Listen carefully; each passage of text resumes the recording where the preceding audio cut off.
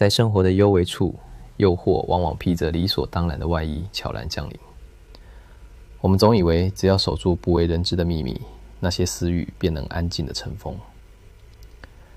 但如果生命是一场终究要回归高维临界的漫长旅行，那东窗事发是否是一场迟来的抵挡呢？在那神秘的灵性维度中，考官往往是在不经意间降临的。它可能藏在一个微小的利益分配里，也可能藏在职场所谓的潜规则中。这些考试从不预告，也没有补考。我们每个人在面对复杂的地位疑惑与道德尺度时，难免会感到战栗，担心自己无法通过考验。但师父说，修行的本质并非追求完美的不犯错，而是在于那份永不熄灭的觉察。那天我跟师父闲聊，讲到了一个朋友，他大学的时候当班总务，那个班费在毕业前是要退回去给同学的，但是很多同学忘了，他就去跟老师讲，老师说你自己看着办，是，他就直接把钱收下来。我顿了一下，带点佩服的口吻说，我真的觉得他很猛。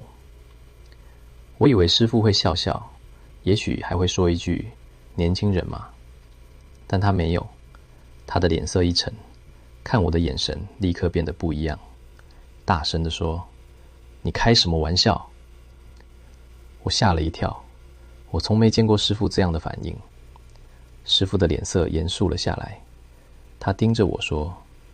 虽然现在所有人都不知道，但将来会有一天，这件事情一定会爆发的。原来每个人心中都有一个无法骗过的尺度，在关键时刻，有些选择的后果会在未来的某一天回到你面前。师父继续说，如果你确定要走修行，你想要回到灵界比较高维度的话，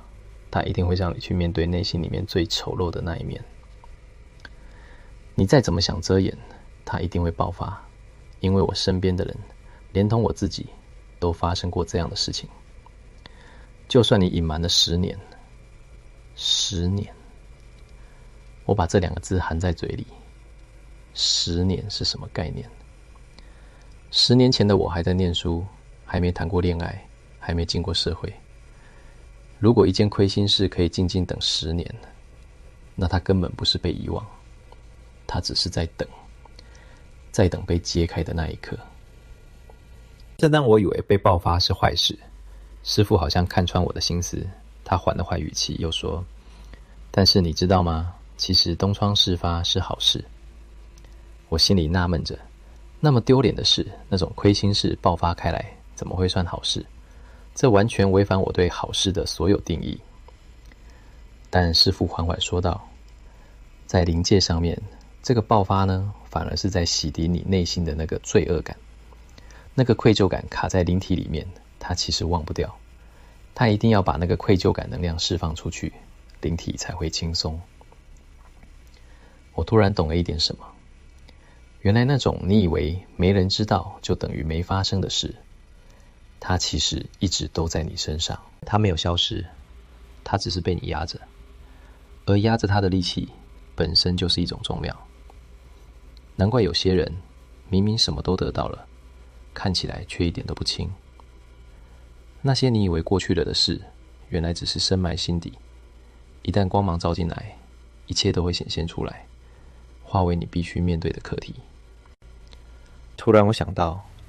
那天在南斗星君那里跪拜时，星君提到有开一扇关于考官的门在等着我。我好奇地问师父，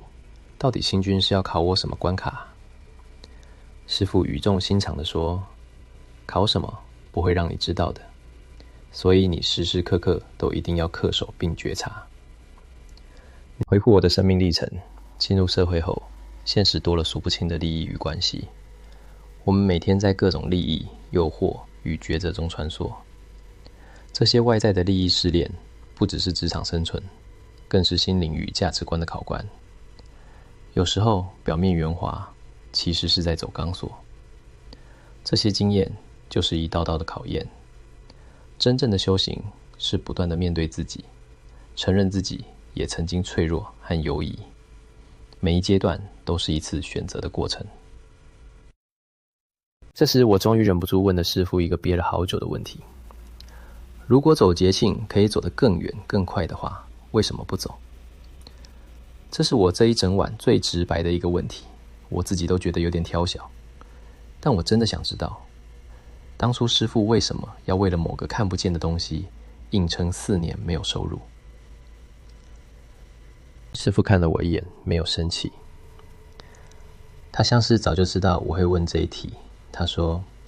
因为我觉得如果用术法去改变别人的思维，让对方做出对你有益的这个决定，那是不对的。我坚持每个人都有他的自由意识，这我不能干涉。我不能用法术来干涉对方的自由意识，这是我自己的坚持。师父这句话讲完之后，现场很安静。我吸了一口气，老实的说，我也会担心我自己过不了。说出这句话的时候，我才发现自己其实一直怕着一件事。我不是怕别人，我是怕未来那个还没出现的我，那个被一笔班费、一个职位、一段关系、一个机会